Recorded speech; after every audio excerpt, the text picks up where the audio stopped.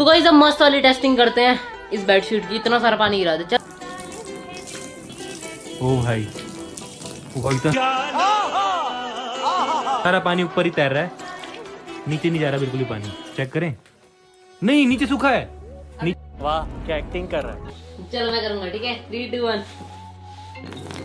भैया पानी क्यों डाल रहा है इसमें? पानी डालो पानी डालो पानी डालो। डाल। ओए